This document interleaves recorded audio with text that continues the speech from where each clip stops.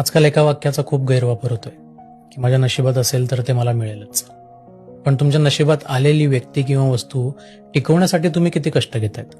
समजा तुम्हाला एखादा तुमच्या मनाप्रमाणे जॉब मिळाला आणि 2-4 महिन्यानंतर तुम्ही त्या जॉबला अगदी बसूनच राहिलात, काही कामच केलं नाही, काही कष्टच केलं नाही, काही एफर्टच लावले नाही, तर तो जॉब टिकणार आहे का? त्यावेळेस तुम्हाला असं म्हणून चालणार आहे का की हा जॉब नशिबात असेल तर टिकेल किंवा याच्यापेक्षा बेटर जॉब मला भेटेल म्हणून? कारण गोष्टी कठीण झाल्यानंतर एफर्ट्स सोडून द्यायची जी सवय तुम्हाला पडते, त्या सवयीमुळे कुठलीच चांगली वस्तू तुमच्या आयुष्यात टिकणार नाही.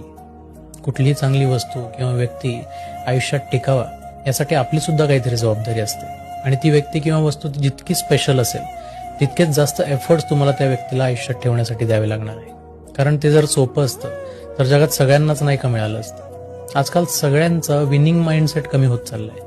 मीडियोकर गोष्टींमध्ये सेटल होण्यासाठी लोक हातातली चांगली वस्तू गमवायला लागली. गोष्टी थोड्या जरी कठीण झाल्या किंवा 100% त्यांच्या मनाप्रमाणे नाही झाल्या की कदाचित हे माझ्या नशिबात नव्हतंच असं म्हणून सगळे पळ काढतात. पण हे असं किती दिवस चालणार आहे? यावर विचार करून वेळ निघून जायच्या आत स्वतःमध्ये बदल करणं गरजेचं आहे.